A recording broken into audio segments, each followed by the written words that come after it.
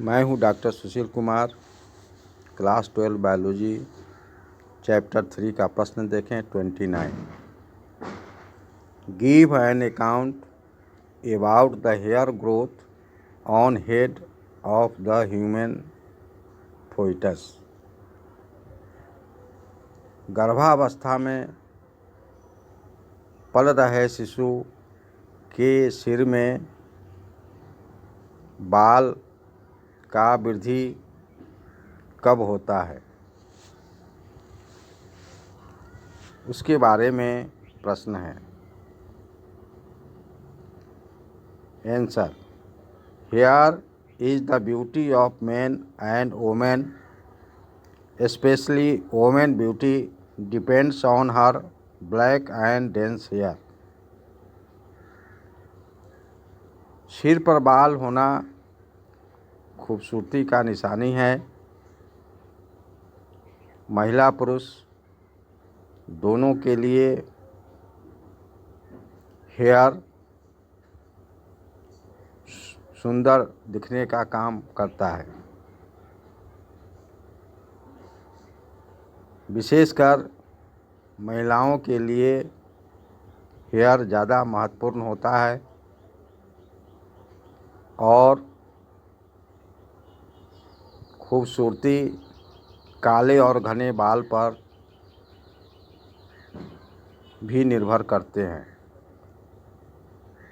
तो आज के प्रश्न में हम यह देखेंगे कि गर्भावस्था के दौरान जो शिशु पल रहे होते हैं उनके सिर पर बाल कब उगते हैं। Here I am going to describe about the hair growth on head of the human fetus during gestation period of a female। Female के गर्भावस्था के दौरान गर्भ में शिशु के सिर पर बाल कब आते हैं, इसी का वर्णन आज के प्रश्न में किया गया है। Pregnancy usually occurs by sexual intercourse. Pregnancy sexual intercourse के द्वारा होता है। आजकल कुछ आर्टिफिशियल तरीके से भी इसे किया जा सकता है। Implantation takes place on average 8 to 9 days after fertilisation. जब मेल गैमिट और फीमेल गैमिट, मेल से जो मेल गैमिट प्राप्त होता है स्पर्म कहलाता है, फीमेल से जो फीमेल गैमिट प्राप्त होता है ओवम कहलाता है। जब दोनों का मिलन फीमेल के यूट्रस के फैलोपियन ट्यूब में होता है और जब ओवम स्पर्म द्वारा फर्टिलाइज कर जाता है तो उसे हम फर्टिलाइजेशन की क्रिया कहते हैं। उसके 1 सप्ताह के बाद वह फर्टिलाइजेशन के फलस्वरूप जो जायगोट बनता है उसका डिवीज़न होने लगता है, उसका विखंडन होना शुरू हो जाता है और धीरे धीरे खिसक करके वह फीमेल के यूट्रस के यूटेराइन कैविटी में आ जाता है और माँ के शरीर से अटैच होना शुरू हो जाता है। उसी अटैचमेंट की प्रक्रिया को हम इम्प्लांटेशन कहते हैं। The embryo differentiates an outer layer called ectoderm and an inner layer called endoderm। अब वह एम्ब्रायो डिफ्रेंशिएट करता है 3 लेयर में। एक आउटर बाहरी लेयर एक्टोडर्म कहलाता है, आंतरिक लेयर एंडोडर्म कहलाता है और दोनों एक्टोडर्म और एंडोडर्म के बीच में एक तीसरा लेयर बन जाता है जिसे हम मीसोडर्म कहते हैं। ये mesoderm appears between the both layers. The hair growth on head of the human fetus originates from the germinal layer known as ectoderm layer. यह जो तीनों लेयर होता है, एक्टोमी जो एंडोडर्म, उसे हम जर्मिनल लेयर कहते हैं। और एक्टोडर्म लेयर से ही हेयर का ग्रोथ होना शुरू होता है। जिस तरह से चना में को हम फुलाते हैं तो अंकुरन दे करके उससे पेड़ निकलता है, यानी चना के अंकुरन की तरह ही एक्टोडर्म से हेयर निकलता है, उसका भी अंकुरन के तरह दिखता है। यह एक्टोडर्म से निकलता है hair. The appearance of hair on the head are usually observed during the 5th month by 22 weeks. सिर पर हेयर 5वें महीने के दौरान देखा जा सकता है, जिसे हम सप्ताह में यदि बदलते हैं तो यह 22 वीक्स के लगभग होता है।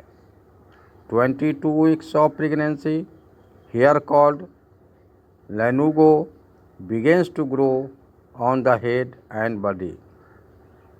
प्रेगनेंसी के 22 वीक्स के बाद हेयर, जिसे हम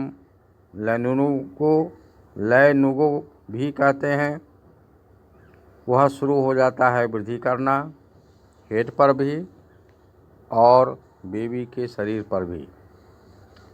Some babies are born with a thick head of hair while others emerge with superfine locks or none at all. Baby के जन्म के समय में कुछ बेबीज ऐसे होते हैं जिनके सिर पर घने बाल होते हैं, कुछ पर कम बाल होते हैं और कुछ पर बिल्कुल बाल नहीं होते हैं।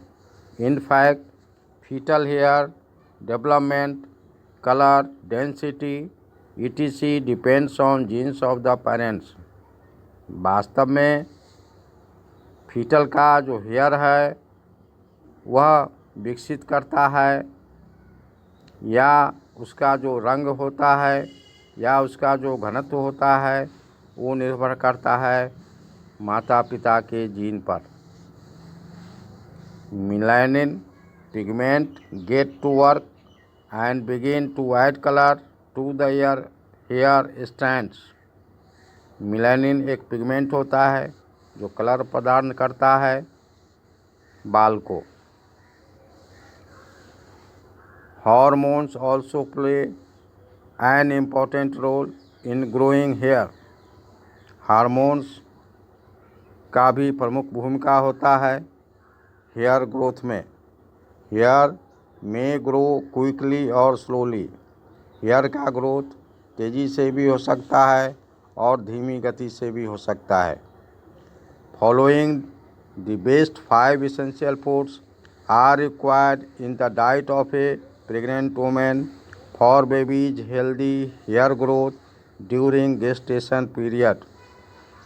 5 आवश्यक भोज्य पदार्थ होते हैं जिसका ज़रूरत गर्भवती महिलाओं को होती है, जिसके कारण बाल का ग्रोथ स्वस्थ होता है। स्वस्थ बाल के ग्रोथ के लिए ये 5 एसेंशियल फूड्स की आवश्यकता होती है।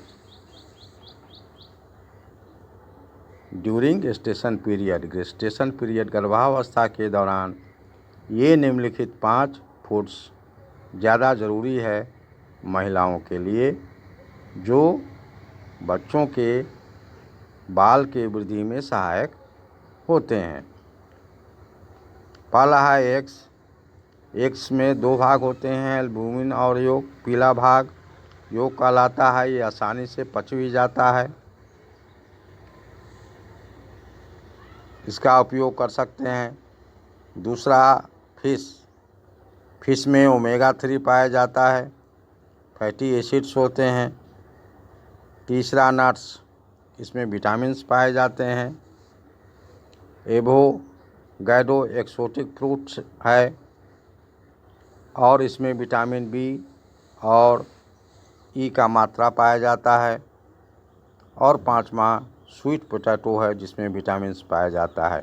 ये 5 आवश्यक फूड्स हैं बच्चे के बाल के वृद्धि के लिए।